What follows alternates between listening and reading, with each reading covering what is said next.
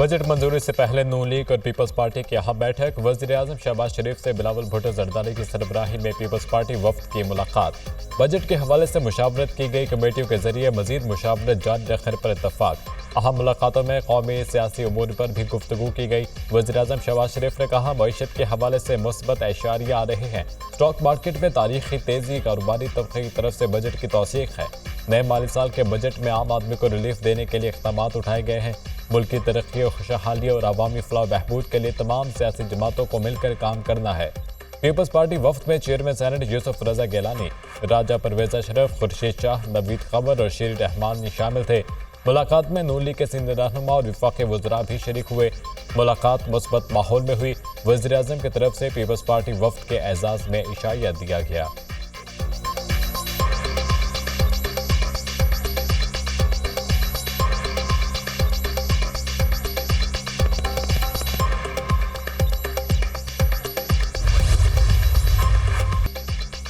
Opposition leader Umar Ayub ने budget को गैर कानूनी दस्तावेजात करार दे दिया। कौमी असम्बली में इजहार ख्याल करते हुए हुकूमत ने बजट में खुद अपने लिए खड्डा खोदा है। यह बजट इकोनॉमिक हिटमैन के जरिए बनाया गया जो मुल्क की बुनियादें हिलाना चाहता है। यह बजट अवाम दुश्मन और पाकिस्तान के मुस्तकबिल के खिलाफ है। पीपल्स पार्टी से पूछता हूँ, क्या ये बजट को तस्लीम करते हैं? पीपल्स पार्टी अरकान बजट की मंजूरी के दौरान मौजूद ना हुए तो हुकूमत ज़बा होगी। इनके पास वो सकत नहीं कि हुकूमत चला सकें और बजट पास कर सकें। विफाकी बजट पेश करने का तरीक़ाकार भी गैर कानूनी था। ऐवान में बजट डॉक्यूमेंट्स पेश ही नहीं किए गए। फाइनेंस बिल ऐवान में पेश ही नहीं किया गया। हमें भी कोई दस्तावेज नहीं दी गई। हमारे सामने सिर्फ वज़ीर ख़जाना की बजट तकरीर थी। स्पीकर साहब, आपसे गिला है, आपने गैर कानूनी इक़दाम की इजाज़त दी।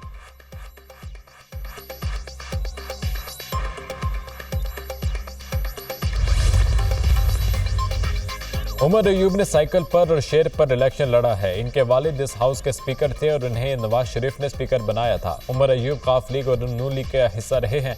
गोहर अयूब नून लीग की जानिब से स्पीकर कौमी असम्बली रहे हैं। अयूब खान ने करोड़ों लोगों को वोट से महरूम कर दिया था। मुल्क की तारीख में वन वोट का हक अयूब खान ने अवाम से छीना था। वज़ीर दिफा ख्वाजा आसिफ का कौमी असम्बली में इजहार ख्याल। कहा, हम लोगों को अपने माजी को सामने रखते हुए तकरीरें करनी चाहिए। हम सियासतदान वफादारियाँ बदलते हैं।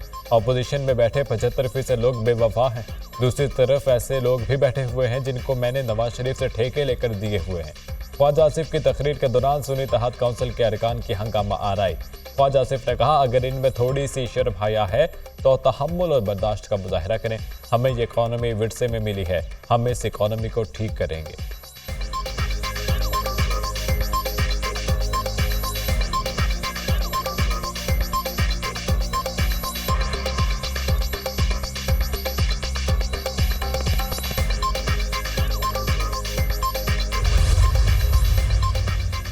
यह अवाम की नुमाइंदा हुकूमत का बजट नहीं, अवाम दुश्मन बजट है। बजट तबाही का नुस्खा है। इसमें टैक्सेस की भरमार है। टैक्स अहदाफ 40% बढ़ाना गैर फितरी है।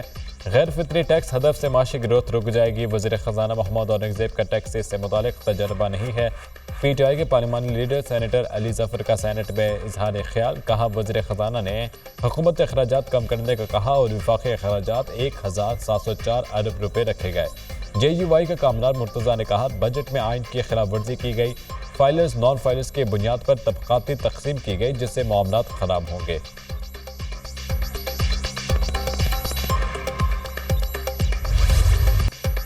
सेनेटर फैसल वावडा की इलेक्ट्रिक हाइब्रिड गाड़ियों पर टैक्स की शरह बढ़ाने की मुखालिफत। PTI हुकूमत में गाड़ियों की कंपनी को फ़ायदा पहुँचाने का भी इंकशाफ।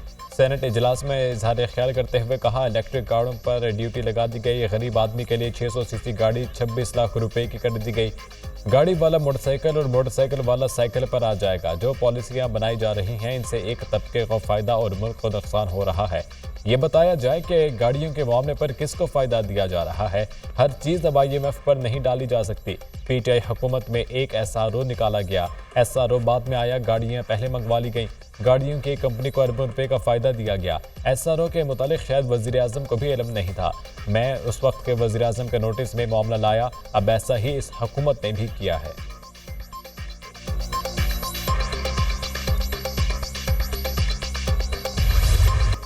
इलेक्शन ट्रिब्यूनल्स की तश्कील का लाहौर हाई कोर्ट का फैसला मुअत्तल करने के इलेक्शन कमीशन के इस्तदा मुस्तरद। सुप्रीम कोर्ट ने लार्जर बेंच की तश्कील के लिए मामला 3 रुकनी कमेटी को भिजवा दिया। अटॉर्नी जनरल का नोटिस जारी। सिंध और बलूचिस्तान हाई कोर्ट में इलेक्शन ट्रिब्यूनल्स के क़याम के लिए अपनाए गए तरीक़ाकार की तफसीलात भी तलब कर दी। चीफ जस्टिस ने रिमार्क्स दिए कि आइन बिल्कुल वाज़ेह है, इलेक्शन ट्रिब्यूनल्स का इख्तियार इलेक्शन कमीशन को हासिल है। हमने आईने और कानून के तहत हल्फ उठा रखा है। अदालती फैसलों पर नहीं, पार्लियामान के कानून के बाद ऑर्डिनेंस कैसे लाया जा सकता है? ऑर्डिनेंस लाने की क्या वजह थी? कोई इमरजेंसी होती तो समझ में आता है, ये भी इलेक्शन में मुदाखलत है। पार्लियामेंट कानून बनाती है, हम कानून की हिफाजत करते हैं। जिसका काम है उसे करने दिया जाए। एक मीटिंग में बैठकर सब तय किया जा सकता है। ऑर्डिनेंस सुप्रीम कोर्ट में चैलेंज नहीं हुआ, इसलिए नोटिस नहीं कर सकते।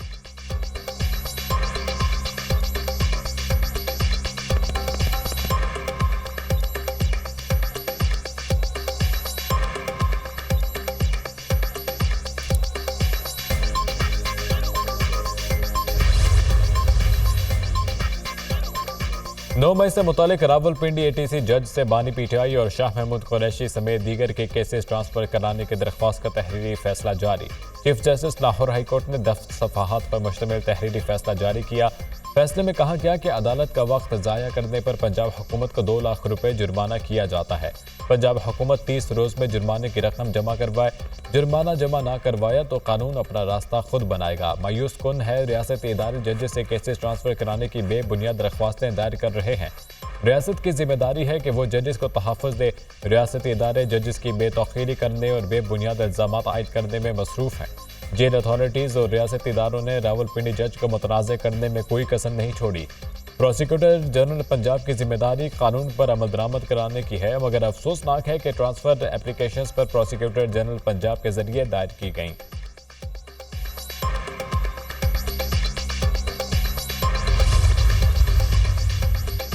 कम्युनिस्ट पार्टी ऑफ चाइना की मरकजी कमेटी के बैनुल अक़वामी शोबे के वजीर इस्लामाबाद पहुंच गए। एडिशनल सेक्रेटरी खारजा इमरान अहमद सिद्दीकी ने इस्तकबाल किया। चीनी वजीर लिव जियान चाओ वजीर आज़म शहबाज शरीफ से मुलाकात करेंगे। नायब वजीर आज़म और वजीर खारजा इसहाक डार के साथ वसी 2 तरफा बातचीत करेंगे।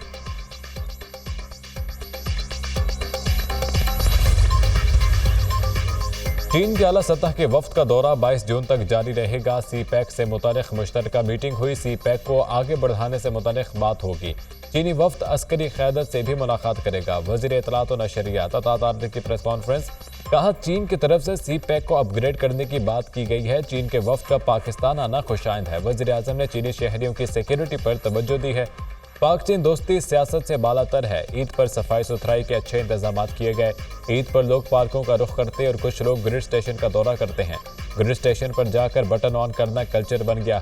4 बटन ऊपर नीचे करने और फुटेज बनवाने से कुछ नहीं होगा। आपकी सियासी मजबूरियों का हमें अदराक है। मीटिंग्स में अलग रवैया और कैमरे के सामने अलग रवैया होता है। जो जुबान इस्तेमाल की जा रही है उससे गुरेज किया जाए। मिलकर मामलात को चलाया जाए। चारों सूबे एक जैसे हैं। मामलात को हल करने के लिए एक कमेटी बनाई गई है।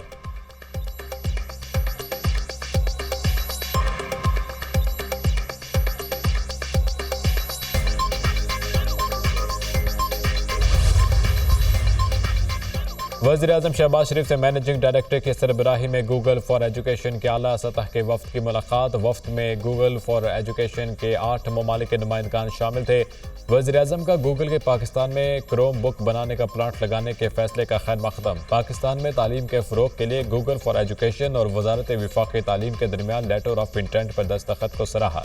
वज़ीर-ए-आज़म ने कहा, तालीम का फ़रोग हमारी हुकूमत की अव्वलीन तरजीह है। तालीमी एमरजेंसी का निफाज तालीम के शोबे में हुकूमत की संजीदगी को जाहिर करता है। मुल्क में नौजवानों को एक बड़ी तादाद में एक चैलेंज ज़रूर है, ताहम इस चैलेंज में से मौक़े तलाश किए जाएंगे। टेक्नोलॉजी के इस्तेमाल से मुल्क में नौजवानों की सलाहियत में इजाफे के लिए इक़दामात उठाए जा रहे हैं। मुल्क के कम तरक्की याफ्ता इलाकों में काबिल तालिब इल्मों को लैपटॉप फ्राहम किए जा रहे हैं। इस हवाले से बजट में रकम मुख्तस की जा चुकी है।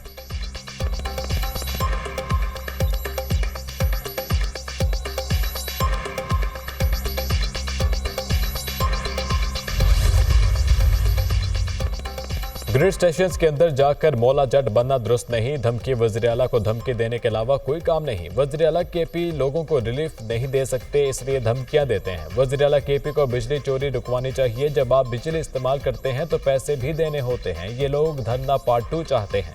धरने में कहा गया बिल जला दो, सिविल नाफरमानी की तहरीक पेश की गई। वज़ीर इत्तलात पंजाब अज़मा बुखारी और वज़ीर बल्दियात की न्यूज़ कॉन्फ्रेंस। कहा वज़ीर आला पंजाब सिर्फ ऐलानात नहीं बल्कि अमली इक़दामात पर यकीन रखती है। 100 दिन की हुकूमत में मरीम नवाज ने साबित किया कि उन्हें अमल दरामद कराना भी आता है।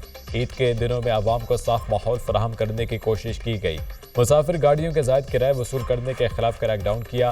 3 दिन में मुसाफिरों को 14,67,000 रुपये वापस कराए। 1,448 गाड़ियों के चालान किए। 9 अफराद के खिलाफ मुकदमा दर्ज हुए। वज़ीर बल्दियात ज़ीशान रफ़ीक बोले वज़ीर आला पंजाब की हिदायत पर दिन रात काम करके सफाई के निज़ाम को फ़ाल रखा।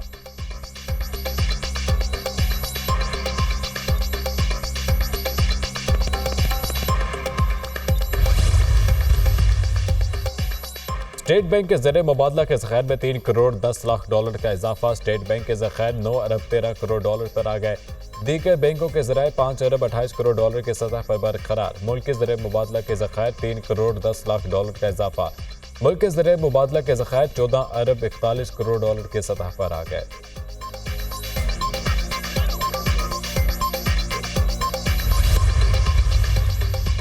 और बलूचिस्तान के नए माली साल का बजट आज पेश किया जाएगा। बजट का कुल हजम 870 अरब रुपए होगा। तालीम और सेहत के शोबों को तरजीह दी जाएगी। मुलाजमीन की तनख्वाहों में विफाक की तर्ज पर इजाफा किया जाएगा। 3000 नई असामियाँ पैदा की जाएंगी।